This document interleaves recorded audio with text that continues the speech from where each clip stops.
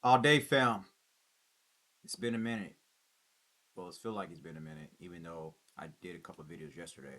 But I wanted to get this week two recap into you all and do also still, even though it's Wednesday, my Monday Night Football recap. I'm gonna do better with the scheduling. Promise.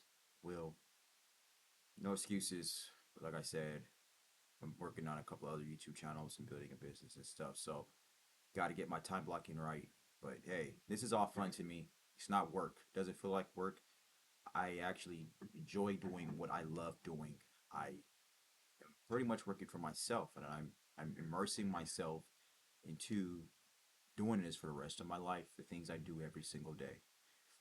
So there are some things I have to subtract out of my life for me to be more in alignment with my long term vision and my goals, and that's in the process I'm doing. And a part of what's in alignment with my long term vision and my goals is for me to be consistent with talking to you all every single day. Why?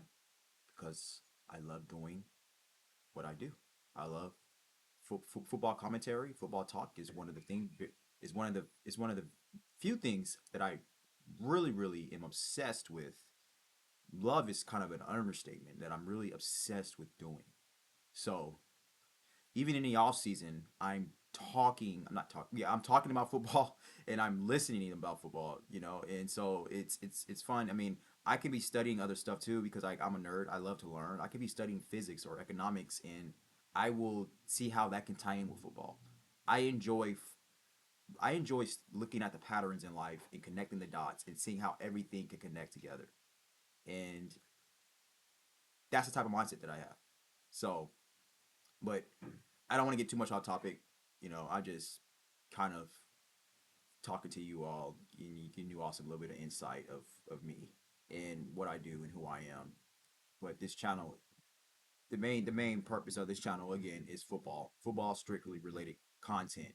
And yes, like I said before, eventually I will talk about other sports on here just to keep you updated on certain stats and whatever players or whatever, you know. But the main the main thing will always be the main thing for this channel, and that's NFL football. So, without further ado, let's go over the games for week two. So, let's see here. We can go starting with the let's see. We can go starting with the Chargers in the well no, actually no. Let's go with the Commanders and the Green Bay Packers. So, the Commanders they lost to the Packers 27-18. I do believe I said the Packers was going to lose that game. But I'm just gonna give you all. I'm gonna give you guys all the actual scores, and then I'll go over what I who I say was gonna win and lose. But yeah, so the Commanders beat the Packers. I mean, the Packers beat the Commanders 27-18. The Los Angeles Rams beat the Titans 33-19. The Seahawks beat the Pittsburgh Steelers 31-17. The Buffalo Bills beat the Jets 30-10. The This was a very surprising game to me. The Detroit Lions beat the Chicago Bears 52-21. The Dallas Cowboys beat the Giants 40-37. The Ravens beat the Browns 41-17. The San Francisco 49ers beat the Saints 26-21. The Patriots beat the Dolphins 33-27. The Cincinnati Bengals beat the Jacksonville Jaguars 31-27. The Cardinals they beat the Panthers 27-22.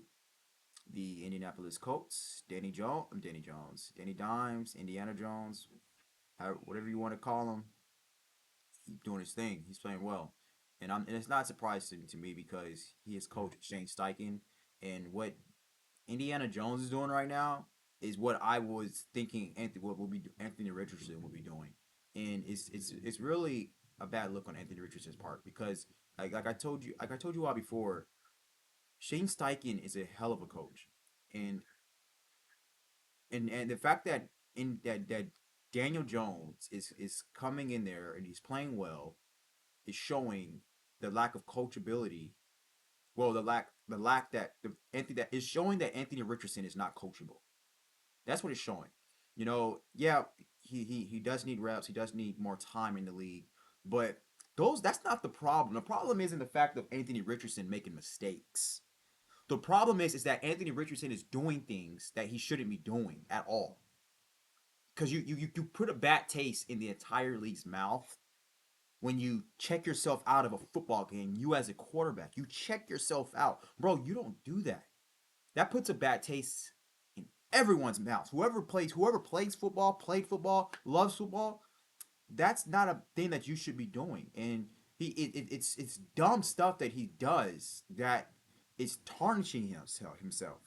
It's like, dude, you are already a project. And when we said project, we're not talking about you checking yourself out of the game, or you not picking up stuff that you should have been picking up that you learned back in high school football. That's not the project. The project is that when you talk about a player is going to be a project, a quarterback's going to be a project. Okay, we drafted in the first round. He's very talented. He's going like Caleb Williams is a project. Well, no, Caleb Williams is not even a project. But the fact of the matter is, who could I say is like a project? I can't think of a player that's a project right now. But the reason I mentioned Caleb Williams because he has a whole new coach and Ben Johnson, and Ben Johnson is completely trying to change Caleb Williams. So Caleb Williams to Ben Johnson is kind of like a project, but that's kind of a bad scenario with Anthony Richardson because not everybody, but 90% of people thought that. Well, I still think that Caleb Williams is going to be a great player. But when we're talking about project, we're talking about okay, Anthony Richardson. He's going to make bad decisions with by throwing the ball. He's not going to. He's not. He's probably going. It's going to take a very long time for things to start clicking for him. That's a project. Not doing. It's not you doing things that you should not be doing. I've never in my life seen a player check out of a game. A quarterback check himself out of the game to talk about he's tired. That's crazy. So, I think Anthony Richardson will get a shot. I do, but I don't think it will be with the Colts anymore. Not if Daniel Jones keeps playing the way he's playing. If Indiana Jones, that's what they call him now, Indiana Jones. They got a new nickname for him. If he keeps playing the way he's playing, Anthony Richardson will more than likely just be a backup, or they're gonna have him go somewhere else. It's bad because especially if you have a great coach. If you don't have a good coach, that's a different story. Because the argument will be for you will be, well, he needs a great coach. Bad coaching doesn't help out a player, but great coaching can only do so much for a player. If it's not clicking, it's not clicking. Some people are not everybody is made to play football. Some people are not built to play football, and that's okay. So the excuses for Anthony Richardson is going to have to run out if he continues to keep doing things that he just should not be doing.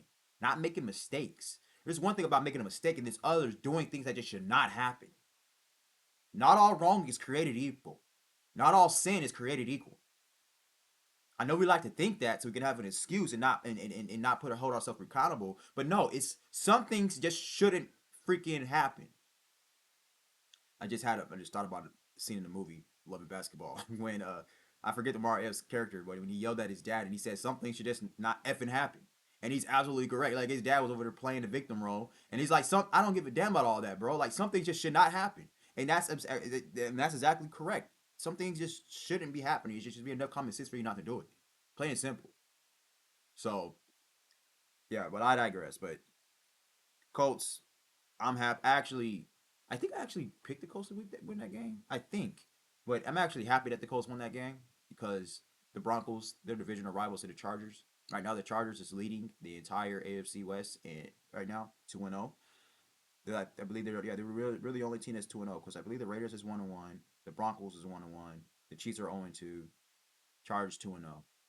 No surprise there. I said the Chargers was going to be the next dynasty. They're going to start leading the AFC West, and they're going to start winning Super Bowls just like the Chiefs were. Justin Herbert and Harbaugh is they're the new duo. So y'all get used to it. Y'all want to hate them, and I still see the league. I still see the media still hate my boy Justin Herbert. But you know what? It's okay. Keep hating because we feed off that hate. We feed off that hate. Herbert, he feeds off of it. He loves it. So y'all do what y'all want to do with that. The Chiefs, they lost to the Eagles 20-17. I know at the top of my head I predicted the Chiefs to win that game.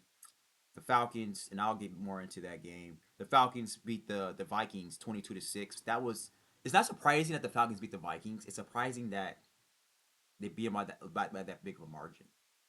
And JJ McCarthy is a project player. That's a perfect example. JJ McCarthy and Anthony Richardson. They both now JJ McCarthy, he actually had more starts. He just didn't really we don't they don't really have a lot of tape on him like playing quarter like throwing the ball. So but JJ McCarthy, even with that being said, JJ McCarthy is a project because it's we don't have that much tape on JJ. Actually depending because he played with Jim Harbaugh and they ran the ball a lot and he fed off the defense. So and I think there was one game where he had like 2 pass attempts or something like that. I can't remember, but it wasn't a lot. So that and but JJ McCarthy isn't doing things that he should not that they just should not happen. He's not playing very well. He only had like one good quarter of playing football, and he's freaking injury prone, like Anthony Richardson, ironically. And I mean, at least Anthony Richardson is not being knocked out the like losing seasons. Like JJ McCarthy, he was knocked out. He knocked out his rookie year. And I think he's out for what, a few weeks right now. I think so. But they're both injury prone. It doesn't matter. But that's the point I'm making is that if Anthony Richardson can get out of his own way and can really be a sponge and be coachable and learn, he will be a phenomenal quarterback. He has the talent, he has the skills, well, the athleticism. I want to say skill set. He has the athleticism. I don't want to say talent. He's not a talented quarterback. He's a talented guy, I guess you could say. He's fast. He's athletic. He's athletic. So if he can become coachable. Sometimes being so athletic can get in your own way when you're playing football because it's not all about athleticism. Football is more about mentality. It's about having the self confidence, having a bit of an ego, and really like you have to have this fantasy that you are the one of one. You are a phenomenal player, and that you are God out there. You have to have a crazy amount of confidence, an infinite amount of confidence, a godly amount of confidence when you're out there playing. It's not all about how athletic you are, how strong you are, how big you are. People think that who doesn't play the game, who never played the game. People think that, but it's not just really about that. Those things help. Don't get me wrong; those things certainly do help, but they are just an inch of the pie, a small piece of the pie. Some people like football players has this the football players has this stigma that they're dumb. No, like you have to have some type of you have to be intelligent to really be really good in this game, especially in the NFL. The playbooks are like encyclopedias. It's like learning a whole nother language, especially as a quarterback. So it starts from here. That's why those guys are like the quarterbacks all big and buff and muscular quarterbacks. None of them are good. None of them are good. So that's the thing. I mean, we have to. So you have to. You have to really evolve your mind for you to be able to be a good player in the NFL, especially especially playing quarterback. And so Anthony Richardson, he has the resources. You got the resources, bro. They've invested enough into you. It's all on you now. You can't really get that much better of coaching at quarterback position than Shane Steichen. You really can't. So he's still young and he's still immature. And so Anthony Richardson has his age on his side. And he has the position that he plays on his side. He can evolve and he can get better. Hopefully. Or he can keep getting his own way and stay the same. That happens too for a lot of quarterbacks. It's up to him. It's up to him. This talk kind of reminds me of somebody like Brady Quinn.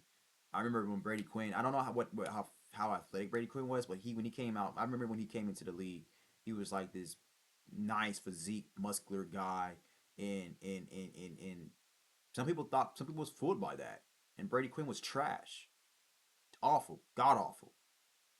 And I'm saying he's trash playing the position, not trash as a person. I don't want to disrespect him, but His play was garbage. His play was trash. So yeah, man. Hopefully Anthony Richardson can get it together. But anyway, yeah, like I was saying, Atlanta Falcons beat the Vikings 2026. The Buccaneers beat the Houston Texans. That was a phenomenal game. One of the best games I saw all week. Buccaneers 20-19. I talked a little bit about how much I love Baker Mayfield now. You know, I love the grit. I love the attitude. I love his toughness, man. Baker Mayfield is a I love how he plays, man. He plays that position like he's a linebacker. He's like a linebacker at the quarterback position. I love it. I love it. I love it. I love it, man. And so, yeah, the Buccaneers are gonna go some places. They're gonna go back to the playoffs, and yeah, let's see how deep they can go. The Chargers 29, and we really should have been more than that. The game was a lot lopsided than the score shows, but we've had some mistakes. We had some mistakes, and we had some questioning play calling, but we were still able to win on a more comfortable margin, and that shows how much the Chargers actually dominated that game. We hardly ran the ball. We hardly had anything going on the ground, and it's only the second week in the season, so I know that the running game will be okay. I see that we're giving Najee Harris more touches, and Najee Harris is he's every single time he's touching the ball, he's averaging I think more than like 4 yards per carry, 3 4 yards per carry. Top of my head, don't quote me on that, but when I see from visually, every time I see him getting the ball, it looks like he's getting more than 3 yards. So yeah, I love what the Chargers is doing, and when we get that running game going, we're going to be even more dangerous. And keep this in mind, that offensive line is doing very, very well with Rashawn Slater out. And this was the same offensive line that did not play very well last year and that crumbled in the playoffs. Actually, this offensive line was a lot worse than last year and in the playoffs. Well, not a lot worse because they're playing very much better, but we had the same personnel. Minus Rashawn Slater. We had Rashawn Slater and Joe Watt last year. We only got Joe Alt, and everybody else is kind of playing well. That's coaching. That's coaching. And great coaches also put their players in a position for them to play well. So this is only the Chargers' second year with Jim Harbaugh. And look at Justin Herbert. Look how they're playing. This is only the beginning. I try to tell y'all, the Chargers is going to be dominating the league for as long as Jim Harbaugh decides to be there. So I'm excited, man. So those are all the games. Those are the actual scores. So that was your week 2 recap with the clean picks. So but hey, let me go into say who I so okay. So just real quick, like you said, Detroit they dropped a 52 burger on Chicago. Philly they walk into Arrowhead they win 2017. Seattle handles Pittsburgh 31-17. Buffalo cruises 30-10 at the Jets. San Fran they beat the Saints 26-21. New England, they shocked Miami 33-27. Cincy. Yeah, so let me talk about that game. Well, I think Tua played a little bit better. I haven't watched that game. I haven't watched that game yet. I still want to watch it. But I want to ask you all, who do you think is going to leave first? Tua? No, no. Tyreek Hill or Mike McDaniel? Who is going to leave Miami first? I think it's going to end up being Tyreek because if they get rid of Mike McDaniel, they're gonna have to blow the whole thing up because Mike McDaniel is the only reason why Tua was even playing well.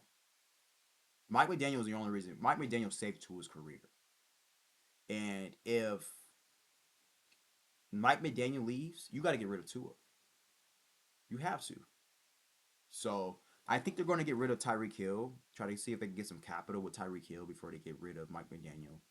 So it's going to be interesting to see what's going to go down with Miami. If I was the owner of the Miami Dolphins, I will be heavily looking for a quarterback in the draft. See if I can replace Tua in the draft heavily. And to be honest with you, I think that it's not too much of a loss if you let Tua walk, because they paid Tua and they were ready for him to retire last year when he got hurt. So if you already paid him, you was like, hey, I'm glad that you got paid. If you're going to retire, you can go and live your life. But he decided to not. But he decided to keep playing. It won't be so much of a loss if they have him walk and just go move on with another quarterback. So I don't think Tua is going to get any better. I think Tua is always going to be this type of player. He's always been, like I said, he's always been overrated to me. I've never thought he was a great quarterback ever, or good quarterback ever. So if I were the Dolphins, I would look to see who I can replace Tua with.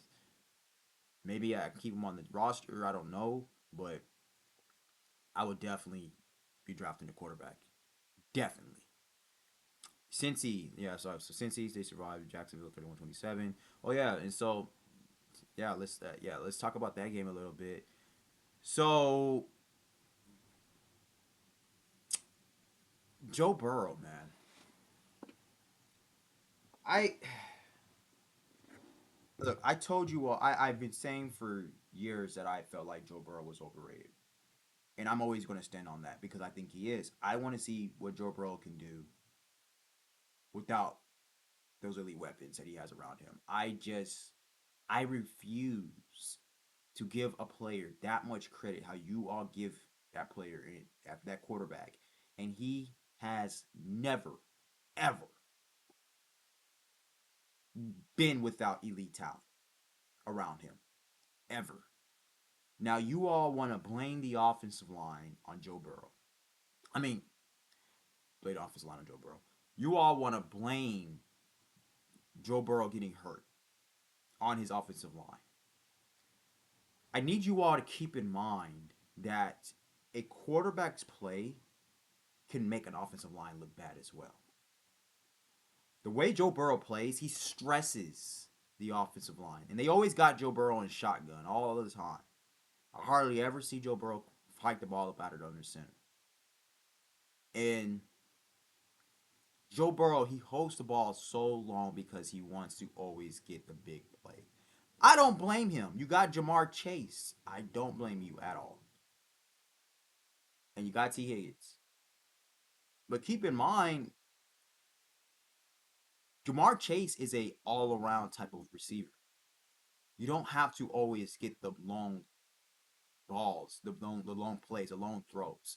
Jamar Chase, he's probably the best receiver. Not probably, I would say he is the best receiver and yak in breaking tackles. He is an extremely strong wide receiver. And that's one of the reasons why Jamar Chase is so great because he's so strong and so thick. But as soon as he gets that ball, he's like a running back. His yak yards are crazy. So, with that being said, you don't always have to go for the big play, Joe Burrow. And the crazy thing about it is that the way Joe Burrow keeps playing, he's not going to, for one, he's not going to have a long career, for one. And two, they're never going to win. They're never going to go back to the Super Bowl ever again if he keeps playing like that. Even if he does stay healthy, they will never ever go back to the Super Bowl. Because please, I need somebody to help me. Give me some type of data where a quarterback has ever had a successful winning career playing winning football by always looking for deep balls all the time. You know? So I don't really I like I said, I want to see I want to see what Joe Burrow could do when he doesn't have his talent around him and see if he could still put something together with the lack of it, the talent around him. That is when I start saying quarterbacks are top five amongst one of the greatest of all time, like top five of all time. Because you have to take that in consideration when a quarterback can do a lot with less. They have more responsibility on themselves. And when I say when they have more responsibility, I am saying that Now they are in a position to really elevate their entire team. They don't necessarily have to keep winning games because winning games is more of a coaching stat and is more of a team stat than it is just a quarterback stat. I think the quarterbacks gets way too much credit when teams win, and they get way too much blame when their teams lose. Way too much. And it shouldn't really be like that. And that's the thing. And really, Joe Burrow hasn't even been to the playoffs in the past 2 years, and it's about to be the past 3 years. And so many of you are going to be blaming the offensive line. No, it's not the offensive line. It's Joe Burrow's play is why he keeps getting hurt all the time. The offensive line can only do so much when Joe Burrow is stretching out the play. And he's not that much, and he's not really scrambling. He's not really like a mobile type of quarterback. So he's literally sitting there in the pocket, stressing extending the play to get the long balls to Chase or Higgins. And you're stressing your whole line. They can only hold up so much. So when Joe Burrow comes back, he's going to have to change the way he plays. He's going to have to. And now I see a lot of people. I see not a lot of people, but I saw some captions about, oh, Joe Burrow should get up out of Cincy. Okay, go ahead and he's not. First off, Joe Burrow is not going to leave Cincy. I'm telling you all that right now. He's not leaving Cincy. You know why he's not leaving Cincy? Because he knows that he needs Chase. He knows he needs Higgins, or at least a quarterback like Higgins, a wide receiver like Higgins, or at least a wide receiver like Chase. And there's only one other wide receiver who's like Chase, Justin Jefferson. That's it. But he's not going anywhere unless he has like an opportunity to go to the Vikings, which will be pretty much the same exact situation. Well, it really actually won't be the same situation. But if somehow he can end up going to the Vikings, I think he will walk if he goes somewhere like that. But he's not going to leave the Bengals because he is almost in the perfect situation playing quarterback. And he knows that. Joe Burrow is not an idiot. That's why Joe Burrow was stressing for the Bengals to pay Chase and Higgins before anybody. I think Joe Burrow knows that he ain't gonna play that well without Higgins and Chase. Now, if he goes to the Vikings he's gonna have way more success with the Vikings than he would with the Bengals because I think Justin Jefferson is a better receiver than Chase, and I also think Jordan Addison is a better receiver than Higgins. And then you have what's his name, Naylor. Naylor is really good, and then you got a better offensive line, which which Joe Burrow getting hit all the time and getting sacked all the time has more to do with him and his offensive line in Cincinnati. But you got it just talent wise and personnel wise, you have a better offensive line in Minnesota. And then when Aaron Jones is out for the season, but then you got Aaron Jones, and then you have a much better coach, much better coach, much better coaching with the Vikings. Joe Burrow goes to the Vikings, they're winning Super Bowls. They will, because you got too much. You got too much heat, way too much heat. And I'm just mentioning the Vikings because I'm trying to think of like a better situation than what he is now with the Bengals. You know, especially at the wide receiver position. But he he,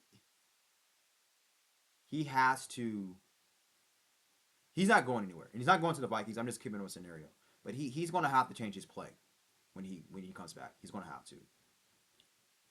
So then we got Indy, Indy beats Denver 29-28. Already went out of that game. Arizona, they close it. They beat Dallas. No, they don't beat Dallas. Arizona closes 27-22. And in Dallas, they outlast the Giants 40-37. Atlanta, they suffocate Minnesota 22-6. And then the Rams rolled 33-19. And then, we talked about all those games. Okay. And then, so let's go over what were my predictions. So I went 8-7, which is bad. And so I said the Giants is going to beat the Cowboys 25-23. I was close. The Cowboys won 40-37. 40-37. So that's not too. I'm not. Wasn't too far off. And then so I said the Seahawks was going to lose to the Steelers 19-27. The Steelers actually the Seahawks won 31-17. And then so I said the Rams was going to beat the Titans 30-27. I was right about them beating the Titans, and I wasn't too far off. The Rams they won 33-19. And then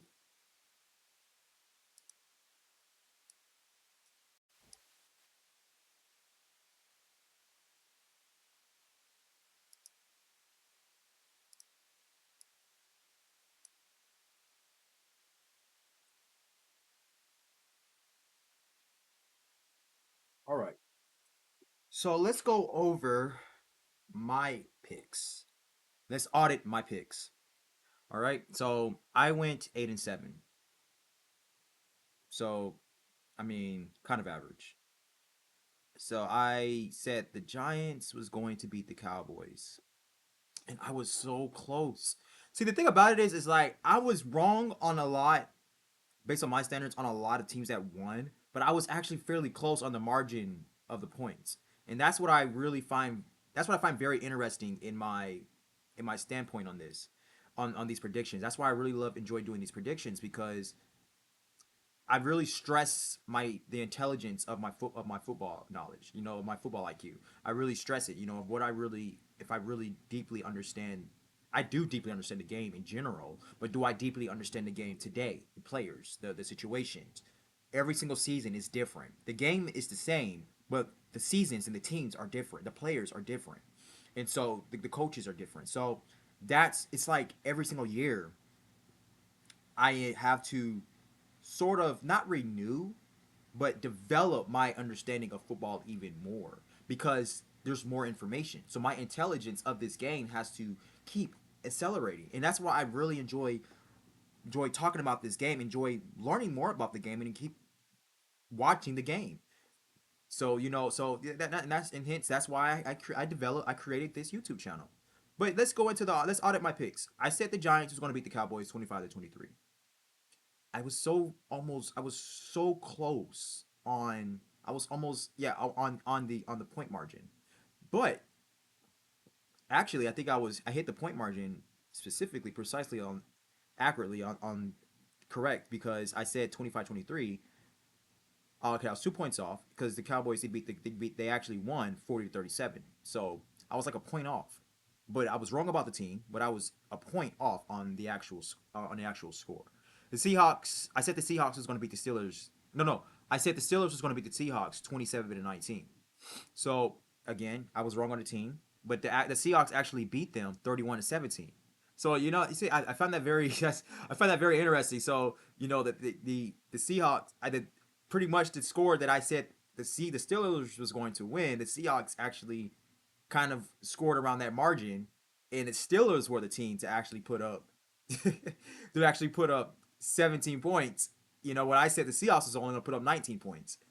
You see what I'm saying? So I find that very interesting. But yeah, I did this last year, and I was like, I'm like so close about the points, but I'm fairly wrong about the team winning.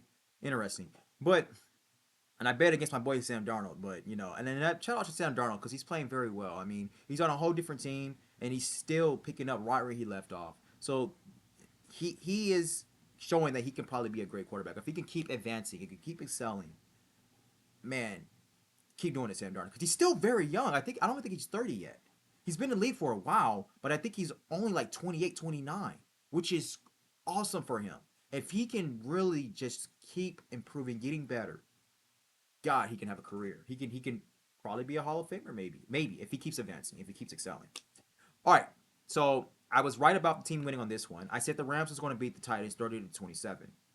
I was a little off on the score. The Rams did beat the Titans, but they beat them 33-19. So I was still kind of right about how many points the Rams is going to put up, but I was a little off on the Titans how much the Titans was going to score. Okay, so I was right about this game also. I said the Bills was going to beat the Jets 34-20. The Bills actually beat the Jets 30-10.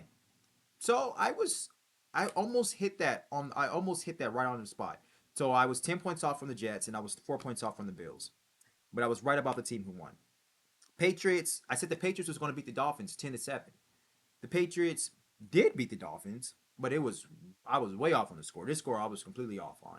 So the Patriots beat the Dolphins 33-27.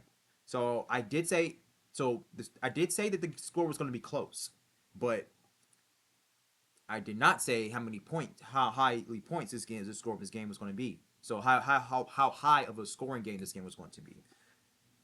I was right about this. I said the Jaguars was going to no. I said the Bengals was going to beat the Jaguars 34-27, and the Bengals did beat the Jaguars. They beat them 31-27. So I was almost hit that on the nail right there. Almost hit that on the nail. I was actually very correct about how many points the Jaguars is going to put up, 27. So man, I almost hit that game right. I was almost hit that right on that nail right on the head. Okay, so in this game too, I said the 49ers was going to beat the Saints 22-21. The 49ers beat the Saints 26-21. I was 4 points off by the 49ers. Two games in a row, I almost hit it on the nail on the head.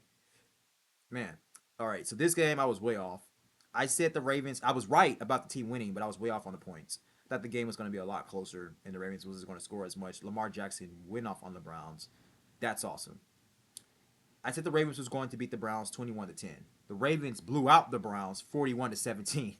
So yeah, so I was way off on that one. And I was wrong about this game. I said the Bears was going to beat the Lions 27-24. I was way off. The Lions destroyed the Bears 52-21 on Ben Johnson's homecoming. I heard he got booed. The Lions showed Ben Johnson, we don't need you. So that was an embarrassing game for the Bears. And I have to watch that game. I didn't watch that game. Caleb Williams has been receiving a lot of heat, but did he play bad, or is it just that fact that they got blown out? They put up 27. No, that's my prediction. They put up 21 points. I mean, you put up 52 points. I mean, that's coaching, and that's your defense, man. Come on, you can't have that. 52 points. Come on, bro. Come on. You can't put that on Caleb Williams. They put up 21 points, and I did see some of that game. I know that Caleb Williams at least had 2 touchdown passes, because I think Aroma Tuesday, correct me if I'm wrong, had 2 receiving touchdowns, and they both was in the red zone. I didn't see when the game, from what I saw, I didn't see Caleb Williams really make any mistakes. So I'm gonna have to go back and watch that game, and I'm gonna have to critique Caleb Williams, watch it with an unbiased eye. It's because you guys know you all know I root for Caleb Williams. USC alum, went to USC, yada yada yada. But we're gonna have to see. So it's going to take time with him and Ben Johnson. Some people are saying Caleb Williams is just not Ben Johnson's guy, and if that is the case, it's okay. Caleb Williams is still fairly young. He's showing that he's coachable. He's trying to do what Ben Johnson wants him to do. Here's my pushback on that though, and I'm speaking from being a coach, coaching experience, and being a player. I say that great coaches, I won't say use the word submit, but they gel, they collaborate based on the player's skill set. Don't try to change the player. Maneuver your coaching around that player's skill set. I always believe great coaches put players in the best situation to perform based on their skill set. Ben Johnson, to me, is being too tyrannical. Yes, coach Caleb Williams. Coach him on the fundamentals. Yes, coach him. But don't try to change him. Don't try to change him out of his skill set, how he played the game. Revolve your coaching around how he plays it, around his skill set. He is exceptionally athletic. He has an arm on him. Put him in the right situations for him to be able to perform. He is the quarterback. So I don't know, man. Ben Johnson may not just be it. And I know it's going to be hard for people to say that because they're like, oh, how many coaches does Caleb Williams has to go through? Well, you have to look at the coaches that he has. We don't really know if Ben Johnson is actually a really great head coach. We don't know. This is his first year coaching as a head coach. Not all great coordinators become great head coaches. That is just a fact. Ben Johnson may not be a great head coach, And if that's the case, we got to do it again. Like the Bears need to look into getting an actually established head coach for Caleb Williams, not a coach that is going to be his first year in the first year being a head coach. Because if you're going to stick with Ben Johnson, you need to stick with Caleb Williams a lot longer. Because it's going to take Ben Johnson to be able to see if, for him to be able to become a good coach if he does become a good head coach. Because right now, his team letting up 52 points, that's not good coaching at all. So we have to take that consideration. Ben Johnson needs to get some heat too. And I know people don't want to give him no heat because a lot of people they just hate on Caleb Williams. So it's really not fair for Caleb Williams, and I hate this for Caleb Williams. I would like for Caleb Williams to be with an established coach, somebody like Sean McVay or even Kyle Shanahan. So I'm not that huge of Kyle Shanahan, but he's a great coach. Somebody like Kyle Shanahan or who else? Somebody like that, Jim Harbaugh. You know, I mean, somebody where I know a coach is going to put that player in the best position to perform and to play well.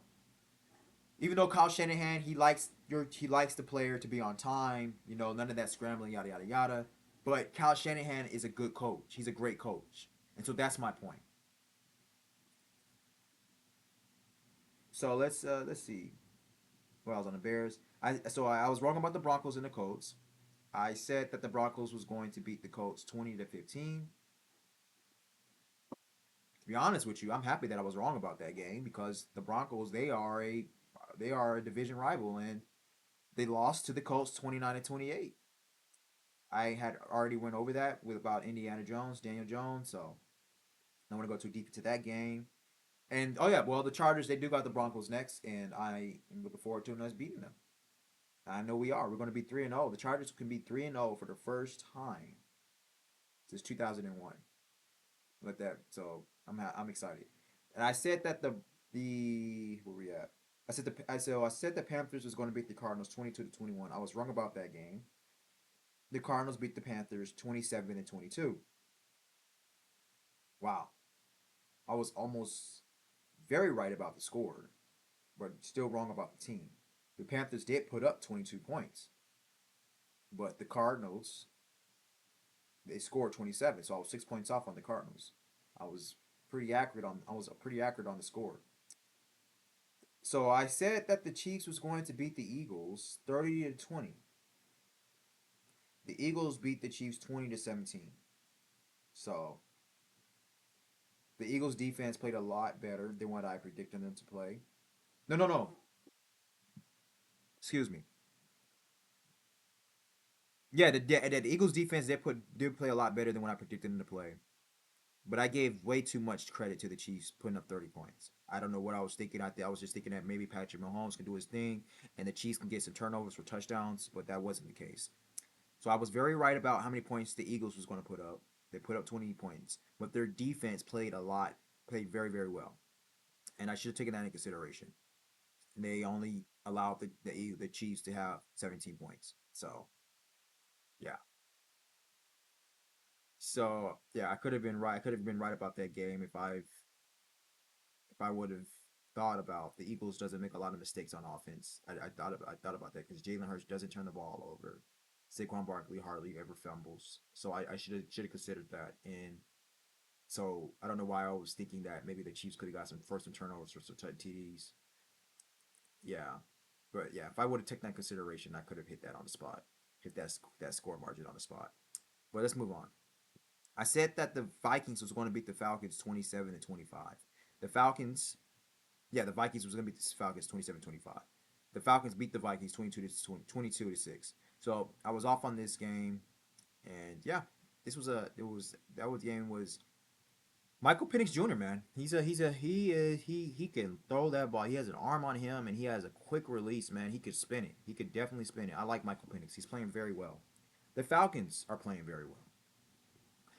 So it was two really good games in Monday Night Football, and the Buccaneers Texans. I said that the Bucs was going to beat the Texans, 35-21, and they did beat the Texans. But the game was little closer than what I said, and yeah, no, I was way off on the margin.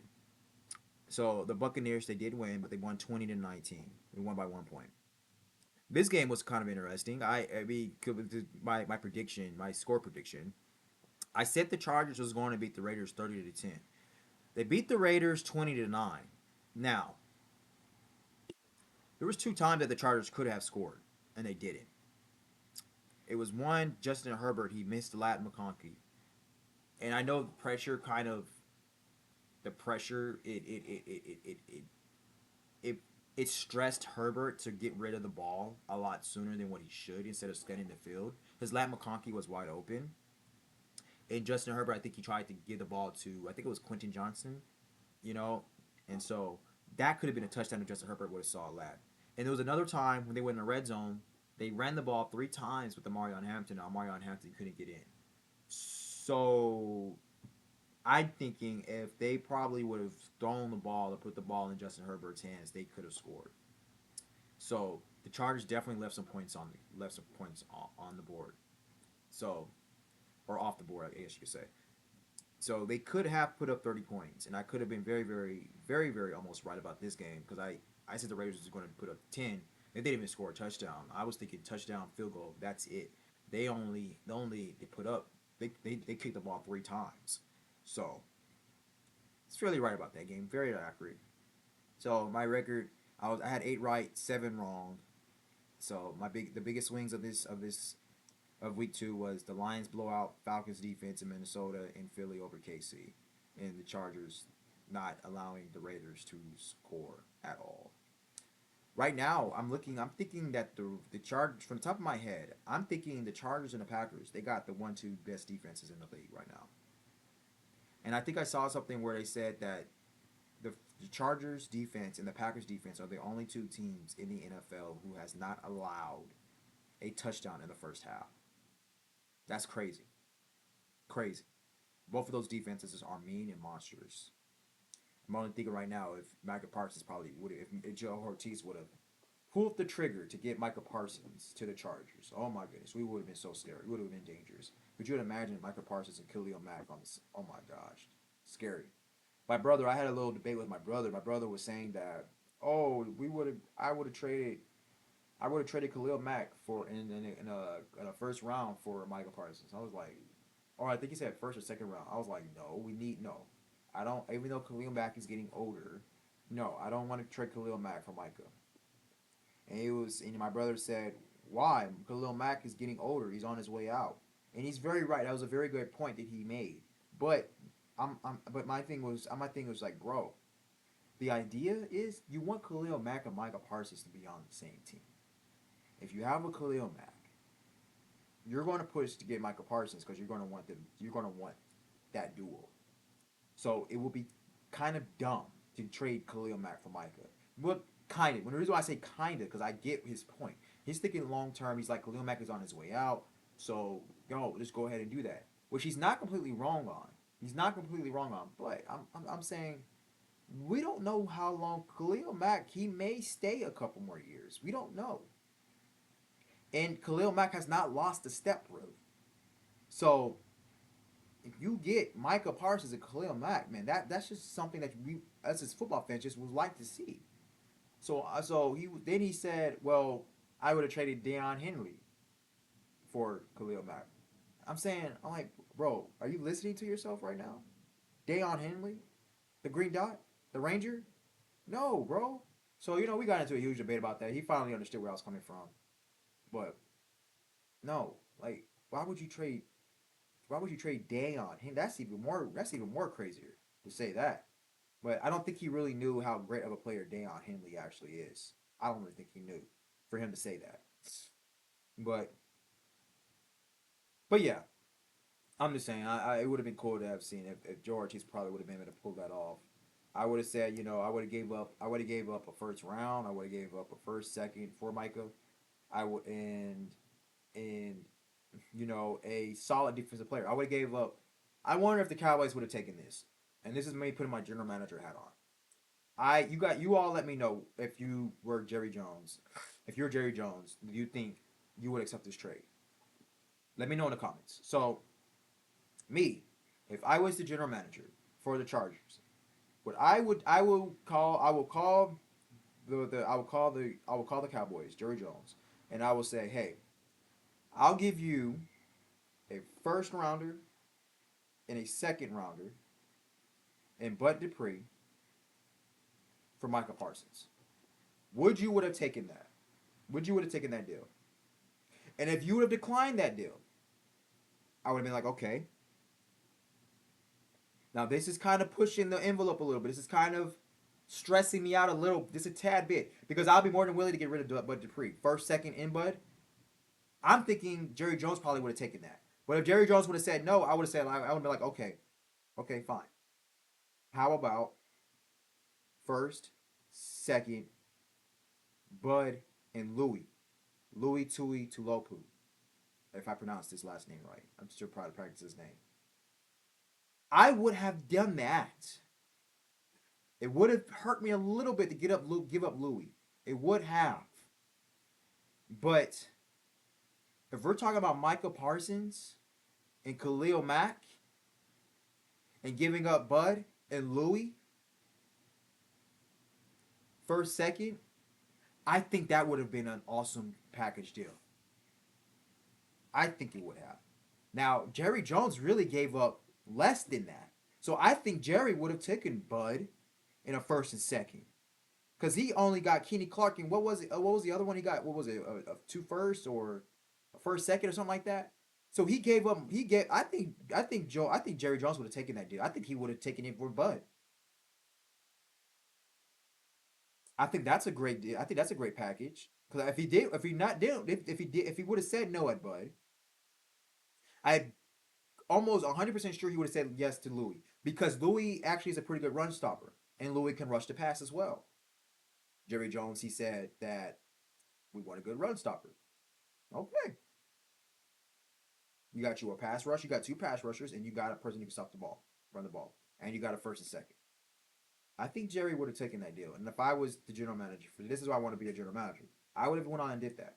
I would have went on and taken that. You talk about Michael Parsons here. Look what Michael Parsons is doing for the Green Bay Packers. So if we're going to be real, Michael Parsons is a great player. Hall of Fame, generational, transcendent player. Louis isn't. Bud Dupree isn't. Michael Parsons is better than both of them put together. So that's why I would have said, hey, I would have done that. I love Louis. Louis is an awesome player, but he's not a great player. He's not a great player. He's not a transcendent player. We got greatness and then we got transcendent. Michael Parsons is a transcendent pass rusher. He literally is. Look, and he is a type of player to make his team around him better. So think about that. So you're talking about Michael Parsons in a Jesse Minter defense. That's what we're talking about. Could you would have imagined Michael Parsons and Michael Parsons being coached under Jim Harbaugh and Jesse Minter? Bro. And then it's LA. Michael Parsons is already a big name figure. Think about that now. The bondage and the collaboration, the leadership. Michael Parsons and Darren James are already both boys. They both love each other. So we already got that chemistry. So we talking about Darren James in the backfield, or Darren James is everywhere, really, to be honest with you.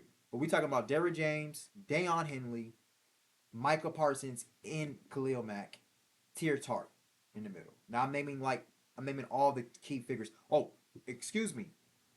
Darren James, Tarheeb Still. Tarheeb Still is a dog. He's one of the best players on our defense. Tarheeb Still, Deion Henley as the green dot, Michael Parsons, Khalil Mack, Tier Tart. I'm naming the key figures of our defense. Our defense is already phenomenal. Our defense would have been 100 times better than it is right now. We probably would have had the greatest defense of all time if we would have been able to pull that off. Literally. I would have done that. I would have got rid of Louis and Bud. Louis would have hurt a little bit because I like Louis. I think he's really, really good. He went to USC as well. But he's not a Micah Parsons. He's not a Micah Parsons. So I would have done that. That's why I want to be a GM, man. Because this is like chess. It's fun. It's interesting, and God, you got to think about stuff like that. You know, everything comes with a cost and everything. So, hey, So yeah, I went 8-7. I went 87 this week. Missed on Giants, Cowboys, Steelers over Seattle, Bears over Detroit, Broncos over Colts, Panthers over Cards, Chiefs over Eagles, and Vikings over Falcons. I hit on the Rams, Bills, Patriots, Bengals, 49ers, Ravens, Bucs, and my Chargers. So accountability is the brand. Drop your record in the comments. Let me know what y'all think. You know, and looking forward to week three tomorrow. Week three starts Thursday night football. I'm going to get my Monday night football reactions still. Go a little deeper into the Monday night football games, and I'm going to get that out for you all. And I thank you all so much for watching, and we will be back very soon. All day. Peace out. Deuces.